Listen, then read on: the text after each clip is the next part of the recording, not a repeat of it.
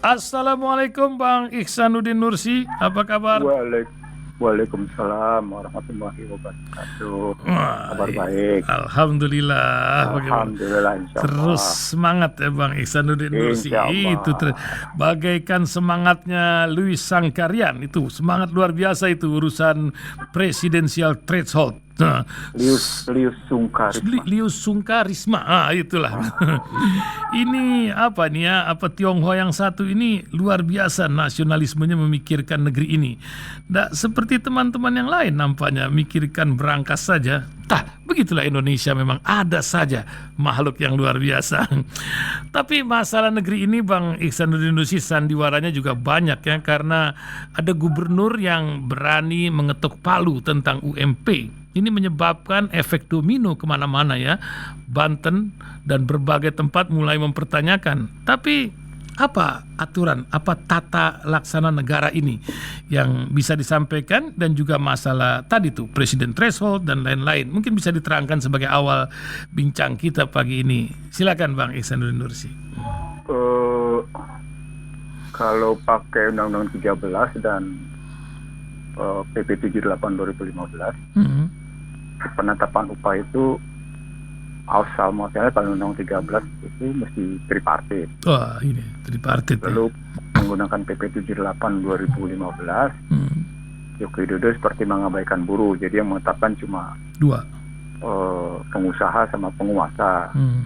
Lalu kemudian buruh dikasih tahu nggak ada bicara. Mereka protes habis-habisan dan saya suruh gugat, mereka nggak berani karena berbagai hal. Lalu muncul Undang-Undang Cilaka, Cipta Lapangan Kerja, yang dibilang sama Mahkamah Konstitusi sebagai inkonstitusional bersyarat. Nah, sehingga Anies berani menetapkan kebijakan kenaikan 5,1%, berbeda dengan kebijakan Menaker. Nah, lalu Menaker bilang harus dicabut dan kemudian tetap ada protes karena ada pengusaha yang kena COVID.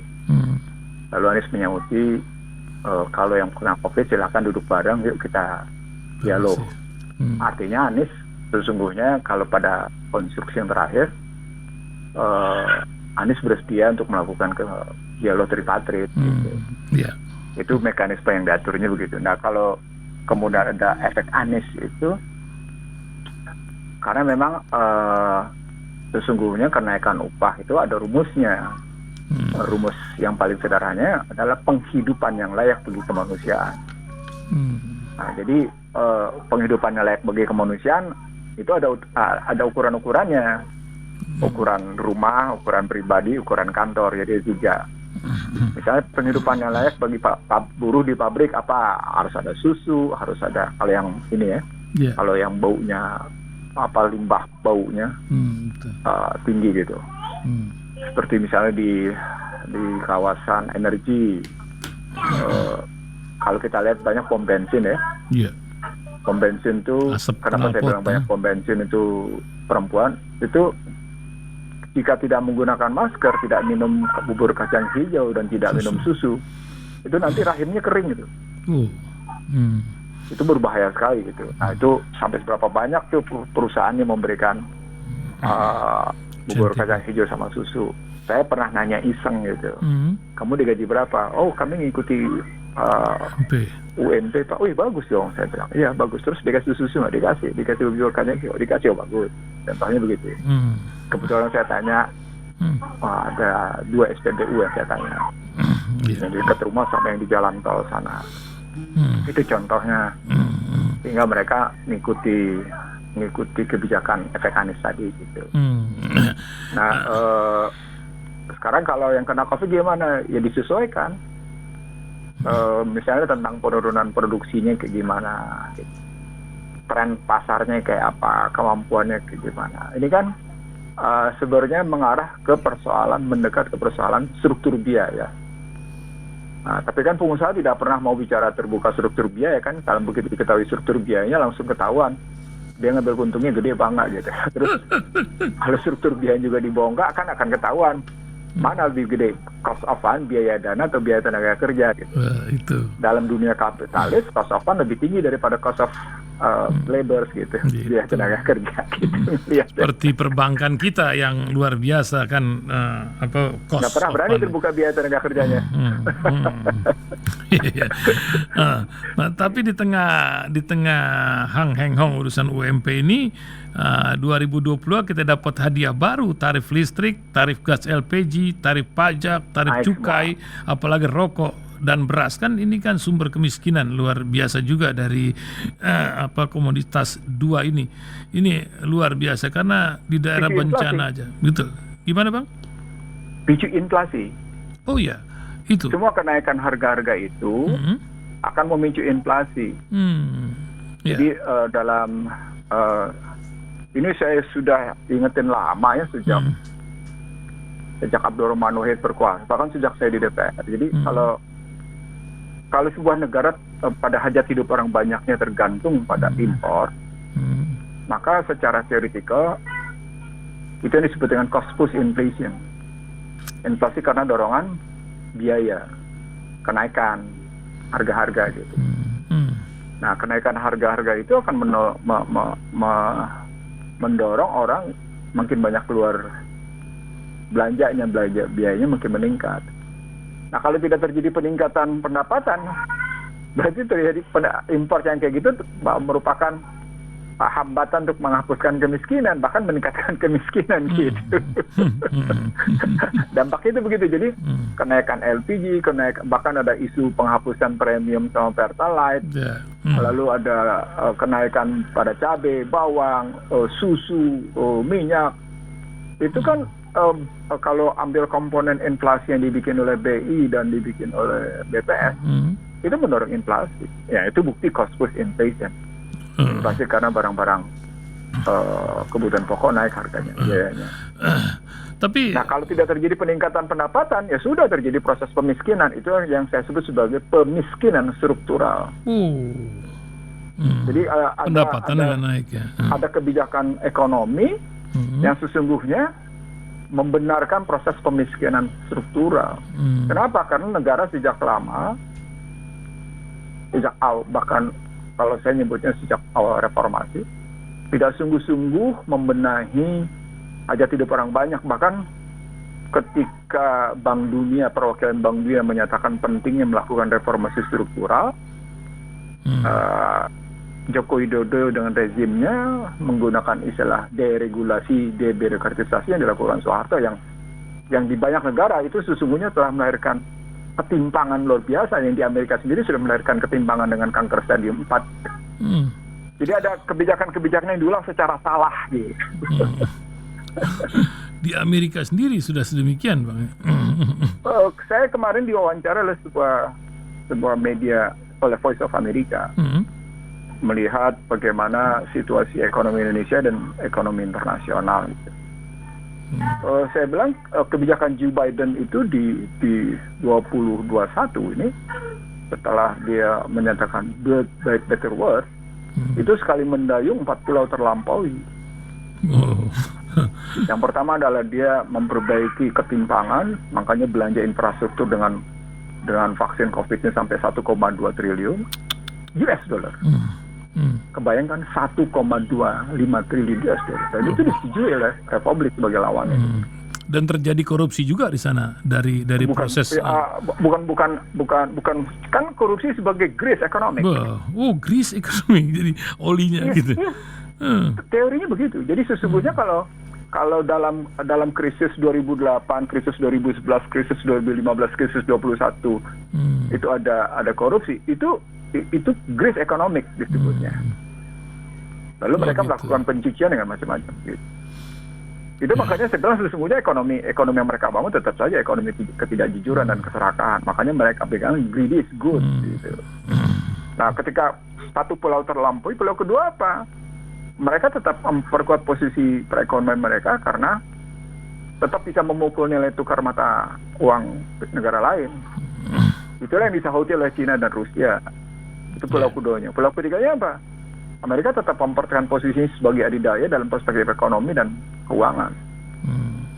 Poin keempatnya apa? tadi kedatangan Blinken ke Asia Tenggara Wah, itu. dan didukung oleh Bank Dunia gitu. Bahkan diiming-imingi hubungan Indonesia dan Iya, Israel pula lagi dalam berita-berita terakhir ini. Iya, apalagi dengan terpilihnya PBNU yang membuka dokumennya bagaimana hadir dalam American Jews Committee gitu. Itu luar biasa. Nah, Bang, ini Ya. Pak Jokowi ini bikin gebrakan. Saya ingat 7 tahun yang lalu, tapi ya orang ini namanya itu kan di Bekasi ada harapan indah, jaya, baru, mulia. Jadi kampung itu punya harapan, walaupun kebanjiran mulu tuh daerah ya. Tapi harapan lain karena Pak Jokowi bilang berhenti impor alat kesehatan dan obat. Kita produksi sendiri. Juga stop ekspor raw material. Titik. Wah, keren ini Pak, Pak Bang. Nah, ini apa Bang Ihsanuddin lihat ini paradoks apa yang terjadi? Kalau yang ngomong seperti Dogan mungkin lain cerita ya. Ini presiden kita yang mulia ini gimana Bang? Silakan Bang. Ya, saya pernah menjadi pembicara tunggal di Kementerian Kesehatan ketika bicara Indonesia 2045. Gitu. Satu abad Indonesia. Kajian saya adalah kajian kemarin, hari ini, dan yang akan datang. Nah, karena saya bicara di Kementerian Kesehatan, maka saya bicara tentang industri farmasi, industri kesehatan. Ini pernah saya sampaikan juga di Rasio. Jadi di 2015 itu, saya bicara di Kementerian Kesehatan dengan menunjuk bahwa ketergantungan Indonesia atas alat kesehatan dan industri farmasi itu 90%. 9%. Belanja kita keluar, devisa kita keluar untuk belanja kesehatan. Misalnya belanja ke Singapura, saya nggak usah sebut rumah sakitnya ya. Ya, banyak macam-macam. Belanja ke Malaysia Singapura, banyak. belanja ke Penang, belanja ke Australia, belanja ke Jerman, belanja ke Amerika, belanja ke Cina sekalipun, itu nilainya triliunan. Sampai jadi pasien Tidak VIP kecil. di Indonesia ya, kalau di sana ya. Luar biasa itu belanja kesehatannya. Orang tidak confidence dengan diagnosis yang dilakukan oleh rumah sakit mewah di Jakarta misalnya. Banyak tuh rumah sakit mewah di Jakarta. Karena dokternya kayak gitu, mereka kabur ke Penang. Oh iya, ternyata di Penang dibongkar lagi karena diagnosisnya salah. Begitu juga ketika dibawa ke Singapura, diagnosisnya salah, dibongkar lagi. Dan mereka akhirnya dapat confidence bahwa layanan yang terjadi di Singapura, di Penang, di Australia, di Jerman, di Amerika, membuat mereka tambah yakin, dan kemudian yang orang-orang kaya belanjanya ke sana. Apalagi belanja kecantikan. Yang stem cell itu. Betul. Jadi kalau hari ini ada keinginan untuk menghentikan impor alat kesehatan, itu akan tersendat loh. Kebutuhan perkembangan. Padahal Anda butuh rumah sakit meningkat kan. Rumah sakit yang Anda butuhkan kan bukan rumah sakit biasa. Maka indikator kesehatan sebagai sebuah ketahanan nasional menjadi penting gitu. Jadi saya menarik, sejak lama saya bukan hanya ngebangun perekonomian yang pernah mungkin viral satu kajian saya tentang pentingnya ngebangun pertahanan dan ketahanan satu bangsa di semua sektor perekonomian gitu ya. Bahkan saya sebut sebuah universitas yang mestinya melakukan kajian apa. Dalam perang biologi yang sudah saya sebut sejak 27 Januari 2020, bagian terpentingnya adalah soal blueprint atas kesehatan. Nah, taruhnya menteri yang mendukung sistem pembayaran asing, ya rusak sudah. Dan wakil menterinya pun sibuknya minta ampun. Sama yang bersangkutan dalam sebuah sistem pembayaran dalam diskusi saya. No, betul. Ini terus terang saya, ini pengalaman pribadi. Jadi, bagaimana mungkin Anda melihat betapa pentingnya ngebangun kesehatan dalam proses ketahanan pertahanan negara, tapi menteri yang dipakainya menteri yang mendukung sistem pembayaran itu tergadaikan gitu. Kan dia pernah menjadi ketua asosiasi kartu kredit. Gitu. Kita nggak usah sebut nama ya. Udah, pulan lah. Kita nggak usah. Kan dia jelas mendukung asosiasi. Bahkan dia dengan bangga menyebut ngapain kita xenofobia gitu. Tegas dia ngomong. Gitu. Dan hari ini kalau Joko Widodo menyatakan kayak gitu kan bertentangan sama pernyataannya yang bersangkutan ketika itu. Gitu. Jadi ada suatu pertentangan yang terjadi antara apa yang disampaikan tadi oleh Presiden dengan karakter dasar yang dimiliki oleh menterinya. Kan jadi aneh gitu. Penerjemahan itu pengalaman itu dari soal kesehatan. Lalu kalau kita bicara soal menghentikan ekspor raw material, ini kan sama dengan menihilkan atau meminimalkan defisit neraca pembayaran. Defisit current account namanya.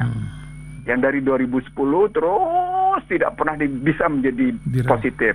Dan ketika Joko Widodo menyatakan saya akan menghentikan, akan membuat neraca pembayaran menjadi positif, yang kemudian disahuti oleh sebuah media asing di Indonesia, aduh, malaikat dari mana tuh diturunin untuk bisa bikin positif katanya. Kalimat ejekannya adalah malaikat dari mana tuh nurunin yang bisa kayak gitu-gitu. Itu bukan berita, itu menjadi opini media yang bersangkutan tanpa mengutip siapa narasumbernya. Artinya lembaga itu dan tapi kesannya menjadi berita, padahal itu opini. Jadi artinya sikap politik media yang bersangkutan. Jadi bahasanya begitu. Kalau kita kan sekarang hari ini Rasil dengan Ihsanuddin Nursi berdialog, lalu kemudian kita memainkan bagaimana fakta, bagaimana analitiknya, bagaimana kemudian tampilan kajiannya. Kan gitu, kita punya 3, jadi kita punya data, kita punya kajian, dan kita tampilin kajian. Nah, kalau ada keinginan untuk menghentikan raw material, pertanyaan besarnya, sektor mana lebih dahulu yang kita hentikan raw materialnya? Oke, mereka bangga nikel. Oke, mereka bangga yang namanya sawit, gitu ya, posisi gitu ya. Lalu yang dikeluarkan itu apa? Dalam konstruksi digital currency misalnya, untuk menjawab segera digital currency. Coba lihat bagaimana pertambangan utamanya dalam relasi membangun IT dengan digital currency-nya. Wah, itu kalau kajiannya dilakukan, wah seru banget.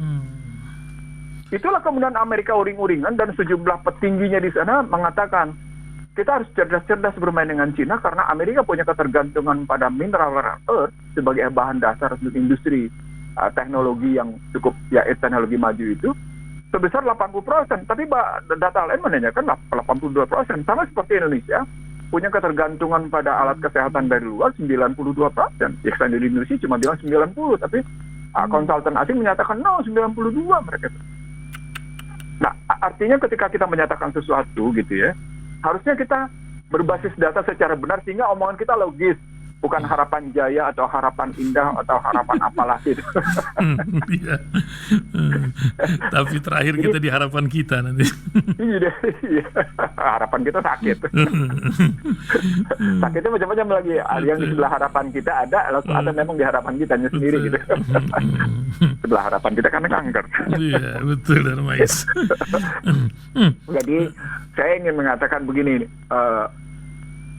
Ini kok gini ya, perencanaan kita kok tiba saat tiba akal gitu loh. Tiba pemikiran saya kan tiba mikir ngomong gitu terus ceretuk ngomong sembarangan gitu. Ini negara besar loh, negara yang sumber dayanya itu diburu oleh semua negara di dunia gitu. Pasar yang sangat cantik dan itu dikendaki oleh berbagai negara. Terbukti bagaimana Cina sekuat tenaga mengambil alih posisi kekuatan industri moda transportasi Indonesia dari Jepang gitu misalnya. Dalam konstruksi kereta api kan gitu, persaingannya kencang gitu. Begitu juga Korea terburu-buru mengambil pangsa pasar industri otomotif setelah berhasil memenangkan industri elektronik. Contohnya televisi gitu. Dari televisi yang tadinya merek Jepang melulu sekarang merek Korea melulu gitu loh. Itu kan bukti betapa kita pasar empuk. Lalu mana produksi dalam negeri kita ada tuh mereknya ini, tapi kan persaingannya menjadi seru dengan kualitas tersendiri gitu. Itu salah satu contohnya kalau kita mau bicara tentang menghentikan import barang-barang jadi gitu dan kita mengekspor ke barang olahan. Betul. Jenis olahannya apa, bagaimana kalau kualitas, itu kan punya hubungan dengan industri dasar, industri pengolahan, dan industri barang jadi. Belum lagi industri otomotif yang memang sudah digadang-gadang dari awal kisah gitu kan. Iya, soal SMK. Saya ingin ambil kebijakannya dulu deh, gini deh. Kita sudah punya, ini kebetulan saya dulu menjadi salah seorang yang ditanya oleh Komisi 6. Gitu. Bang, gimana nih soal undang-undang perindustrian dan undang-undang perdagangan? Nah, mereka kan bikin itu gitu. Saya ngajukan pertanyaan sederhana. Undang-undang sih bisa kita bikin dengan kajian macam-macam. Tapi pertanyaan besarnya begini. Bagaimana menarik relasi industri dasar dengan industri pengolahan dan industri barang jadi? Contoh sederhana. Itu Krakatau Steel, itu kan industri dasar ya. Oke. Kalau dia industri dasar, maka bahan bakunya apa? Baja lempengan, gitu ya, atau iron ore, pasir besi, atau apa? Teknologinya kayak gimana? Kita punya. Bagaimana kita membangun blueprint atau cetak biru atas industri dasar yang nanti akan ketemu dengan industri olahannya. Dalam hal ini apakah itu otomotif, apakah itu konstruksi, apakah itu perumahan, kan yang namanya konstruksi, yang namanya otomotif, yang namanya pembangunan itu butuh baja. Nah, itu olahannya kayak gimana?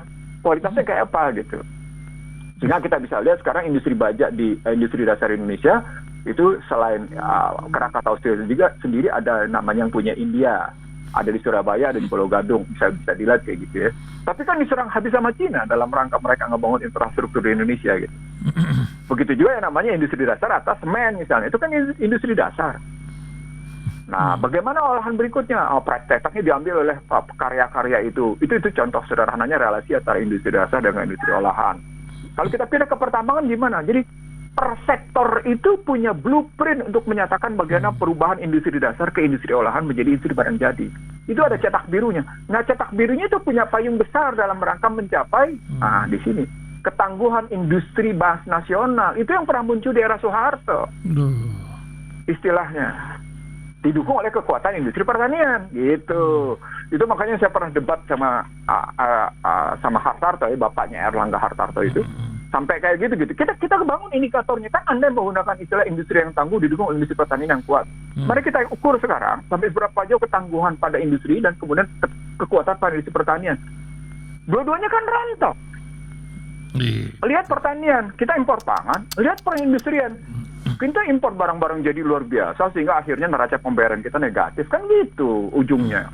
Itu yang saya bilang butuh blueprint besar pada cerita pembangunan itu. Makanya saya heran kalau orang baru ribut sekarang tentang pedoman haluan negara yang kemudian tidak punya cantelannya pada Undang-Undang Dasar 2002. No, I'm talking about this. Saya bicara soal ini itu karena saya pernah menjadi perancang GBHN walaupun cuma jadi anak nakal gitu, anak bandel karena masuk tim 7 atau tim 9 waktu itu.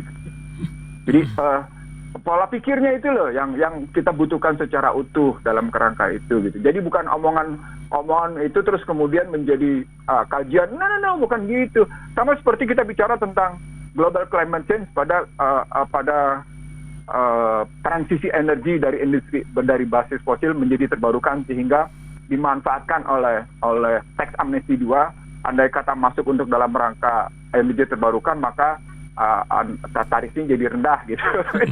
Nah ini juga lucu. Bagaimana pertarungan transformasi energi, transisi energi dari energi berbasis fosil menjadi energi baru terbarukan. Ngerti nggak nih pertarungan yang sedang terjadinya apa gitu? Luar biasa. Jadi jangan cuma sekedar beo. Saya bilangnya beo deh. Bukan cuma sekedar ikut-ikutan bahwa memang dunia sedang mengalami transisi energi, sementara beberapa negara bilang no. Itu soal Kyoto Protocol dan Global Climate Change itu ada agenda politiknya. Itulah dibuktikan oleh Naomi Klein. Bagaimana sesungguhnya shock doctrine itu menjadi pola. Ini kan seolah-olah kita harus berganti dari energi fosil menjadi energi terbarukan. Oke, Indonesia itu memang punya sumber daya energi terbarukan itu luar biasa. Contoh sederhananya adalah matahari, angin, laut, gitu ya. Itu kan terbarukan terus tuh, gitu. Itu bagaimana kita kan akhirnya soal teknologi. Begitu juga panas bumi. Bagaimana Bank Dunia mendukung habis-habisan penggunaan panas bumi gitu ya, dengan biaya kredit murah dibanding dengan kredit yang lainnya. Ini kan akhirnya soal bagaimana listrik yang kemudian jadi naik ke karu-karuan. Saya ingin mengatakan begini, dari energi primer ke energi sekunder ini blueprintnya kayak apa? Ngomongnya jadi gede banget. Karena banyak yang dadakan ya, seperti gitu tax amnesty ini arahnya kemana? Kemarin pikir terakhir kan biasanya yang begini dan bakal dana masuk dari luar negeri luar biasa kan, janji lagi Pak. Itu. Ya artinya sekali lagi tax amnesty pertama kan di zaman Darmin Nasution, sunset polisi namanya. Ini saya ulang nih, saya pernah sampaikan di Rasil. Karena kebetulan nama saya masuk di Panama Papers, lalu orang curiga macam-macam dan saya bilang buktiin aja gitu. Saya gituin pada diem. Oke, di zaman Darmin Nasution ada sunset policy. Di zaman Sri Mulyani kemarin di 2015 ya. Iya. Tax amnesty pertama. Sekarang di 2021, 2022 Dua. ada tax amnesty 2. Apa artinya? Itu artinya ada 3. Program tadi tidak menghasilkan secara optimal. Artinya tetap banyak yang berusaha melakukan penghindaran pajak, tax avoidance, ya, tax ignorance gitu ya, tax avoidance. Tapi tepatnya yang digunakan tax avoidance. Obama sendiri pernah melakukan itu ketika dia memburu warga negaranya ke Swiss, sehingga akhirnya Menteri Keuangan Swiss marah, tapi kemudian berdasarkan kerjasama antara Amerika sama Swiss, lahirlah temuan Amerika bersama Swiss karena 3 institusinya pada beberapa ribu orang Amerika dan melahirkan beberapa miliar. Maka muncullah kemudian International Investigative Journalism itu loh, yang membongkar Panama Paper, Paradise Paper, dan terakhir yang Pandora Paper. Itu sebenarnya kerja mereka sendiri artinya. Tapi nanti berkaitan nih dengan pertarungan terakhir yang orang Indonesia baru ramai sekarang, soal anti vaksin dan anti lockdown di mana-mana sudah. Sementara saya sudah ngomong kayak gini sudah sejak 22 tahun lalu gitu. Nah, kalau kita ngelihatnya tax amnesty begitu, yang pertama tadi berarti kegagalan program, kegagalan itu, dan ada upaya tetap menghindar. Yang kedua sesungguhnya dia menunjukkan pendapatan pajak terseok-seok, terbukti berarti pendapat Modispur. Kata Pak Bu Menteri bilang tercapai target. Tahun ini pendapat Bank Dunia dan pendapat Modispur itu terbukti bahwa pendapatan Indonesia, pendapatan perpajakan itu tidak mencukupi, tidak memadai. Itu dilakukan jauh sebelum yang namanya COVID. Artinya 2019 sudah ada kajian itu. Nih, Anda tax ratio Anda rendah nih. Bahkan Sri Mulyani sendiri pernah menyatakan dituding sebagai negara yang di kawasan Asia Pasifik yang tax rasionya paling rendah. Artinya kebijakan fiskal dia gagal. Itu kedua. Yang ketiga, sesungguhnya menandakan bahwa fiskal yang dibangun ini tidak melahirkan rasa keadilan. Ini kalau udah menyangkut rasa keadilan. Dulu pada One Man Q ketika saya debatnya terbuka loh di sebuah universitas di Jakarta di kawasan Lejen Suprapto. Dia One Man Q, saya di Indonesia anak jalanan gitu ya. Ayo kita berdebat, kita diskusi. Gitu. Dan saya buktikan kejahatan perpajakan Indonesia yang tidak selesai gitu. Ini loh pernyataan Bambang Brojonegoro waktu itu sebagai Bappenas, pernyataan ini kondisi gini, temuan BPK. Kemarin saya juga waktu dengan BPK saya sebut tentang strategic transfer pricing atau kejahatan-kejahatan perpajakan lain. Kenapa sih tidak mau menyelesaikan kejahatan perpajakan? Kenapa sih yang Anda selesaikan justru mereka yang menghindar pajak? Padahal belum tentu juga kayak gitu. Walaupun memang saya tahu ada beberapa konglomerat yang melakukan kayak gitu. Saya tahu, saya ngerti siapa yang melakukan kayak gitu. Ya kita main di level kayak gitu kita ngerti dong. Oh ini loh, ini mereka kayak gini, kelakuannya kayak gini gitu. Artinya ketika tax amnesty lagi dimainkan kayak gini, itu ada upaya untuk meningkatkan pendapatan. Yang belajar daripada 2015, dia juga tidak menunjukkan suksesnya tax ratio atau suksesnya pendapatan perpajakan. Dalam situasi COVID seperti sekarang, apalagi. Gitu.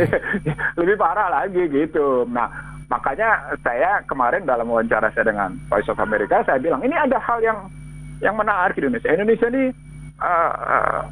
bermain kajian kebijakannya itu melulu hanya pada fungsi dan instrumentasi, lebih pada hilir.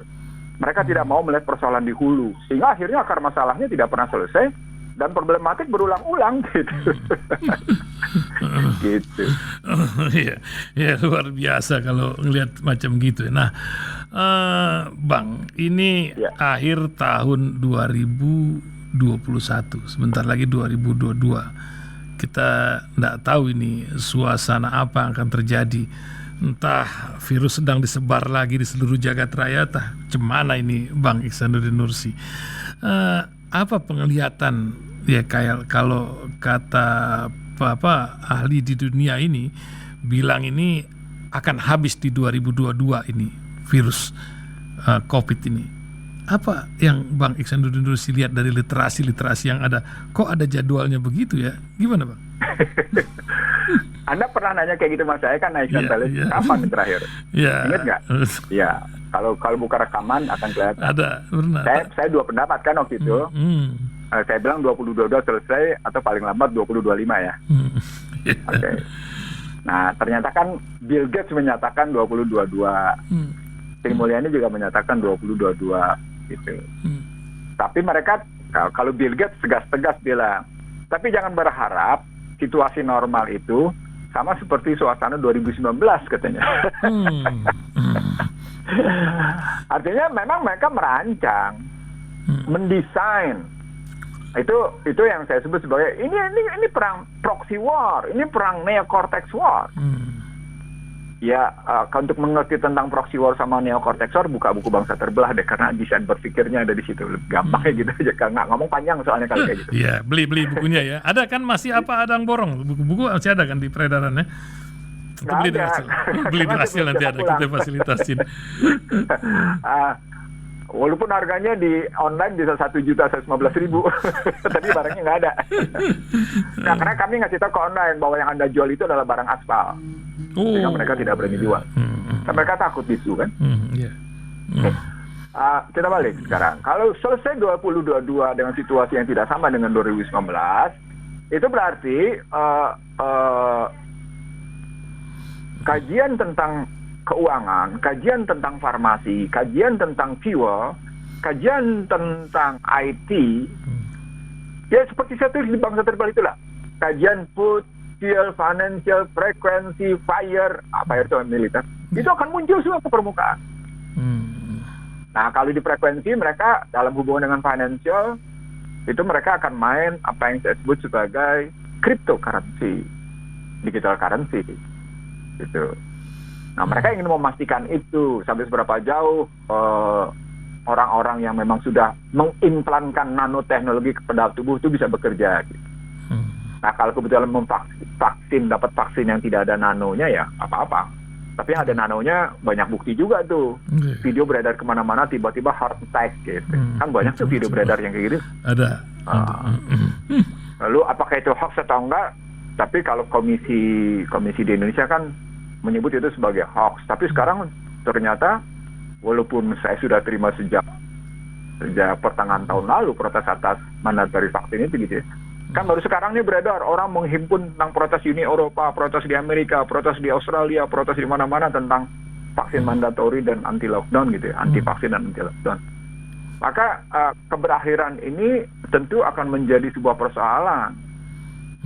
Bagaimana keberlanjutan strategi apa yang kita sebut kemarin di metaverse. Orang harus masuk ke dalam suasana digital gitu, dan kehidupan digital itu untuk langsung terkoneksi pada tubuh memerlukan sarana identifikasi, yang identifikasi hanya terjadi pada beberapa tempat, beberapa orang. Tetapi mereka tidak pernah bisa berhenti dengan model blockchain. Nah, di sini nih. Karena yang mereka pakai adalah blockchain pada level internasional, blockchain pada level regional, blockchain pada level nasional, blockchain pada level sosial, komunitas, dan individu. Itu makanya saya sebut sebagai inilah kafah materialisme. Inilah kafah materialisme. Manusia dijadikan satu dengan pendekatan materialisme, bukan dengan pendekatan keilahiahan. Al-Quran menyatakan sepanjang kamu menyatukan dunia dengan pendekatan keilahian, maka kamu akan damai. Tapi kalau kamu menyatukan manusia di dunia dengan basis ajaran yang kamu tetapkan, pasti akan terjadi selalu perang. Itu yang dibawa oleh kemarin beberapa negara tertentu, yang untuk memastikan bahwa Asia Tenggara tetap di tangan mereka lewat yang namanya kebijakan Indo-Pasifik. Keliling mereka. Pendekatan perang. Walaupun kalimatnya tetap peace, prosperity and stability, damai, kesejahteraan, dan stabilitas kawasan. Kan tidak pernah bergeser dengan isu rule based order, vaksin, dan global climate change. Gitu. Ini baru saya darin di YouTube saya dalam format berpikirnya. Artinya ketika kita masuk di 2022, ke depan ini, tadi G7 tetap berkuasa, G4 tetap bertahan. G7 itu negara-negara industri yang memunculkan kemudian di OECD. Kalau G4 itu yang di special driving right, penentu kebijakan moneter dan keuangan dunia. G20. G4 itu Amerika, Jepang, Uni Eropa, dan Inggris. Jadi dolar, terus euro money, pound sterling, dan yen. Nah, terakhir baru Cina. Cina 10,11%. Nah, ketika kita bicara Cina, 16 Desember justru media-media Barat memasalahkan atau kemudian kritis terhadap pertemuan Xi Jinping dengan Vladimir Putin yang juga ada deliver ke Aisan Khalid. Ini loh situasinya kayak gini nih. Artinya 2022 tetap akan diramaikan oleh konflik baik Laut Cina Selatan, Taiwan, maupun konflik nuklir. Dan ditambah lagi dengan bagaimana mereka mengacak-acak negara-negara yang sudah berpotensi melakukan perlawanan. Contohnya, mereka ngacak-acak Turki, mereka ngacak-acak Afgan.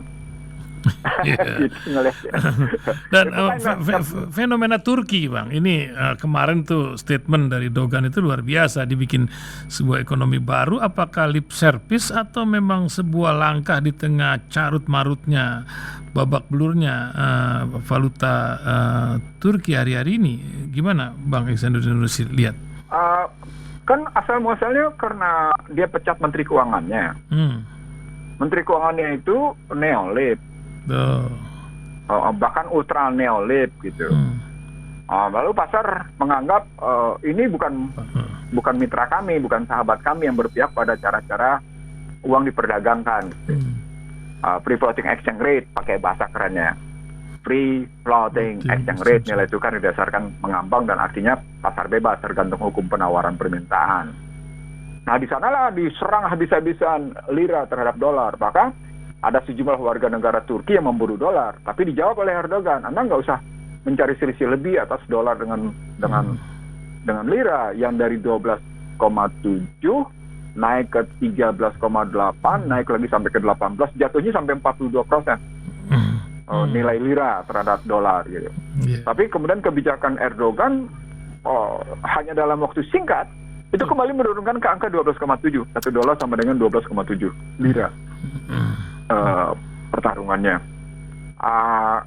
Jadi kebijakannya bukan cuma sekedar memecat Menteri Keuangannya, tapi sekaligus menurunkan tingkat suku bunga acuan. Nah, pada posisi menurunkan tingkat suku bunga acuan, itu yang saya sebut bahwa yang namanya nilai tukar itu bersaudara kandung dengan suku bunga dan inflasi. Saya ulang ya, ini sederhana saya ngomongnya, bahwa yang namanya nilai tukar itu bersaudara kandung, sangat akrab dengan inflasi dan suku bunga. Jadi kalau nilai tukar berpengaruh, pasti berpengaruh ke inflasi, pasti berpengaruh ke suku bunga acuan.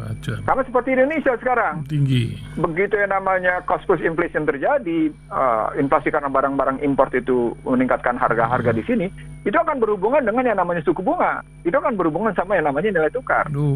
Gitu. Nah, di situ fiskal sama moneter harus bekerja dalam rangka menstabilkan. Nah, artinya sesungguhnya gerakan itu dikendalikan oleh kekuatan modal kan? Itu mulai dipangkas oleh Erdogan. Erdogan itu memangkas peranan para konglomerat yang memainkan itu, sehingga ketika ada warga negaranya yang mau membeli dolar dalam rangka mengambil keuntungan itu atau menjual dolar dalam rangka memberi keuntungan, itu dibilang kalau Anda mau mencari keuntungan atas transaksi lira dengan dolar, negara akan memberikan itu, tapi Anda tetap memberikan pegang lira katanya. Hebat kan? Jual dolarnya. Ya, itu karena trust, ada kepercayaan, itu yang penting. Kepercayaannya luar biasa gitu, dan masyarakatnya terima, sehingga peristiwanya cuma peristiwa hitungan 1,5 hari gitu. Dan kembali lagi normal situasinya gitu. Sementara suku bunga tetap turun. Nah, memang dalam studi yang pernah kami lakukan, itu suku bunga acuan menjadi menarik karena tadi kenapa Swiss sama Jepang menggunakan suku bunga negatif, kan saya pernah bilang berkali-kali kan di rasio. Suku bunga acuan di Jepang negatif, Singapura, suku bunga acuan di Swiss negatif. Itu artinya mereka hendak mempertahankan posisi nilai tukar. Dan pada saat yang sama mereka bermaksud mendorong kerja dengan berinvestasi pada masyarakat yang punya uang. Kita sama Thailand dan negeri jiran saja udah jauh kan, tapi suku bunga kita di BI kecil, tapi kok bank-bank ini tinggi kali sampai 11-12 gitu ya. Sama BUMN mereka bisa 9 gitu yang bersaing sama Gajah Mungkur. Ya itu karena cost of fund mereka tinggi. Cost of fund. Ya, biaya dananya tinggi. Yang sudah manajemen kita bisa dilihat dari BOPO, biaya operasional per pendapatan operasional berapa gedenya. Lalu kalau pakai hitung-hitungan kayak gitu, itu ada situasi resiko politik yang selalu ditempatkan Indonesia sehingga tingkat suku bunga tinggi. Seperti pinjaman dari Asian Development Bank atau pinjaman dari Bank Dunia atau pinjaman yang namanya bilateral. Itu ada yang disebut dengan political risk. Yang political risk itu melahirkan berapa nilai suku bunga. Ada tambahan. Jadi basisnya katakan LIBOR, London Interest Based Offer Rate misalnya. Begitu juga kita punya GISDOR, kita begitu juga punya SIBOR. Nah itu nanti ada tambahan. Tambahannya adalah political risk. Kalau political risk-nya tinggi, ya suku bunganya naik. Nah Indonesia kan kondisi politiknya kayak gini. Ya jadi tinggi gitu. Dan itu nampak dari suku bunga bank. Suku bunga bank yang terjadi di perbankan umum bisa 9 sampai dengan bergerak 12. Artinya tetap 2 kali lipat. Kan artinya di situ net interest marginnya perbankan tinggi ya. Nah itu sesungguhnya mereka menjaga risiko, baik risiko ekonomi maupun risiko politik atau risiko sosial. Itu ada hitung-hitungannya kayak gitu. Nah itu yang pernah diproses oleh Yahya Setiatmaja tentang suku bunga acuan. Nah saya menyebut sesungguhnya itu karena itu menunjukkan sudah terjadi persaingan tidak sehat dengan yang namanya suku bunga obligasi yang bergerak antara 7 sampai dengan 8. Bergerak dengan yang namanya suku bunga deposito, bergerak dengan nilai tukar, bergerak dengan indeks harga saham gabungan. 4 persaingannya. Nah, bisa dilihat itu secara moneter di situ. Nah, Turki berusaha menurunkan itu agar terjadi kekuatan pada nilai tukarnya, karena nilai tukar yang kuat itu menggambarkan kekuatan perekonomian. Saya ulang ya, ini tesis saya dalam ketika saya bicara. Ketika kita bicara nilai tukar yang kuat itulah gambaran kekuatan perekonomian. Nah bagi masyarakat kapitalis nggak bisa, nilai tukar itu adalah soal permintaan, hukum penawaran permintaan. Di situ nggak ketemu dengan prinsip Islam. Disitulah tingkat suku bunga acuan negatif artinya. Itu kan tujuannya memperkuat nilai tukar. Di situ dekat dengan kebijakan Islam. Kenapa saya bilang nilai tukar kuat itu dekat dengan Islam dengan tingkat suku bunga 0 itu Islam? Ya karena memang anti riba. Gitu. Gitu mikirnya. Nah, mestinya Jepang sudah syariah harusnya gitu. Kenapa? Ya Jepang sudah syariah karena kan 0. Iya, walaupun kemudian untuk pinjaman mereka tetap menggunakan riba ya, tapi minimal untuk penyelesaian akar dasar mereka melakukan kayak gitu, begitu juga dengan Swiss gitu. Gitu ngelihatnya. Jadi kalau kita mau ngambil situasi Indonesia, saya baru saja ngomong ke beberapa teman gitu. Kayaknya kalau Indonesia susah deh. Sabar. Kenapa? Maka saya jawab sederhana. Pejabat-pejabat tingginya kebanyakan komprador. Pukul 8.46 menit. Udah 46 menit ini Bang Iksan Nursi. Rasanya kurang banyak ini ya. Tapi apa boleh buat waktu. Ada yang belum saya jawab tadi soal Leo, soal presidential threshold. Iya, awal tanya saya belum jawab. Tapi kalau mau dijawab, saya jawab. Saya bilang enggak, kalau waktu udah nggak cukup ya nggak apa-apa. Iya, waktunya lah. Karena masih ada waktu besok. Presidential threshold ini panjang nih. Terima kasih Bang Iksan Nursi. Sama-sama. Mudah-mudahan bermanfaat. Saya mohon maaf kalau ada salah. Amin. Kalau mudah-mudahan maksudnya ini betul-betul kembali ke menegakkan kehidupan berbangsa bernegara berbasis konstitusi. Amin. Karena konstitusi kita memerintahkan kebebasan atas ketertindasan, kebebasan atas kebodohan, kebebasan atas kemiskinan, kebebasan atas ketimpangan, dan kebebasan atas keterhinaan atau kehinaan. Gitu. Mudah-mudahan panggilan konstitusi itu kita penuhi, bukan cuma sekedar berkata-kata bahwa kita menjalankan ini, tapi ternyata 5K tadi tidak bisa kita laksanakan. Demikian Iksan Talib, mudah-mudahan kita dapat berkah dan lindungannya untuk perjalanan ke depan di 2022. Terima kasih. Karena minggu depan kita sudah langsung 2022. 2022 ya? Kita bahas itu, bahas buka minggu depan kita sudah tanggal berapa tuh? Tanggal berapa ya? Tanggal 2. Tanggal 5 ya? Tanggal 5 kalau nggak salah. Tanggal 4 ya. Terima kasih Bang. Sama-sama. Assalamualaikum warahmatullahi wabarakatuh. Waalaikumsalam warahmatullahi wabarakatuh.